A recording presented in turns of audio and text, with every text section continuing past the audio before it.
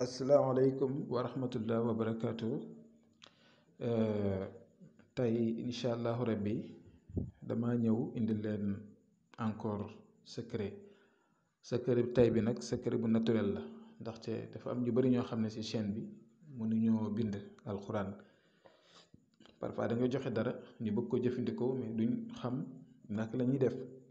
Am na ñoo xam ne mënuñoo bind wala pour ñu gis ku leen ko defal day jafe. Am na si ñoo xam ne ñu bari ci chaîne bi itam am na ay ñàkk am na ay pël bambara ku nekk parfois dañuy suggérer ay secret pour ñun tam ñu ñëw indi leen ko fii ñu séddoo ko ñun ñëpp. Secret bi ma leen jox ni secret bu am solo la lii gisuma lu ko ëpp solo si wàllu bayre am bayre góor ñi bëgg la jigéen ñi bëgg la ndaxte yaakaar naa ne mécc buy nit di méccoo si àddina soxla na góor soxla na jigéen soxla na nit ñi bëgg ko nit ñi wekk ko nit ñi jox ko bopp nit ñi jox ko seen xol dégg nga kon secret bi si loolu lay dox incha allahu rabbi muy mbir mu am solo di leen di ñaan rek képp koo xam ne jot na vidéo bi te bëgg yeneen mbokkam wala yeneen famille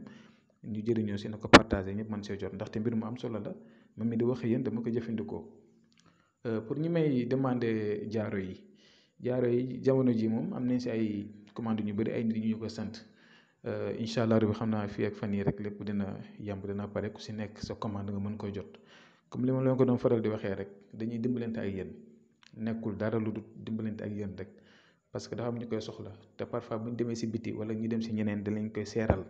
te mbir mi seerut waaw dañuy jéem a dimbalante ak yéen su côté boobu te mbir mi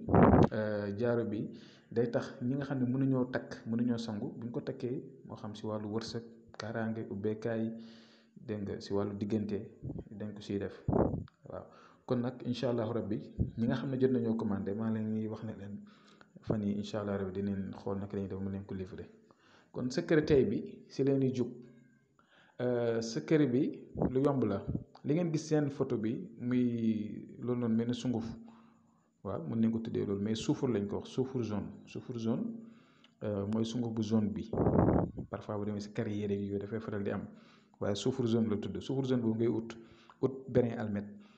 sangat lay nekk sangatu juróom-ñaari fan mais ni ngeen koy defee laa bëgg ngeen déglu ma bu dee yow ku góor ki yaa ko bëgg utiliser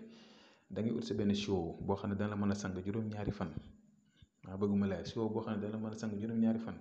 nga ut suufur jaune boobu noonu lu xaw a bëri tuuti def si biir mooy sa tibbul loxo rek tuuti rek def si biir nga bu dee yow góor nga utal 9 brin almet juróom-ñeenti brin almet nga dugal si biir dégg nga bu fekkee ne yow jigéen nga utal juróom-ñaari benn almet nga dugal si biir kon góor geeg jigéen gi bokkuñ góor juróom-ñeenti benn almet lay dugal si biir jigéen juróom-ñaari benn almet su ko defee nga si sangu juróom-ñaari fan yoo xam ne doo ko tëbal te saa boo si sangu nga ñaan yàlla may la mbooloo yàlla may la bayre yàlla may la nit ñi bëgg la def la seen xol daa xam lépp loo mën a ñaan rek si sa li ngay yëngatu ñaan ko si dégg nga soo paree jëlal beneen almet yooyu noonu boo ko mënee sànni nga sànni ko boo ko mënee suul nga suul ko sa kër la boo xam ne ku ko def daal incha allah yàlla dana defal tawfeex te maa leen di déggal ngeen def ko def leen ko te ngeen partagé ko seen yeneen morom yi mën see jëriñu kon ñu ngi yem fii asalaamaaleykum wa rahmatullah wa barakaatu.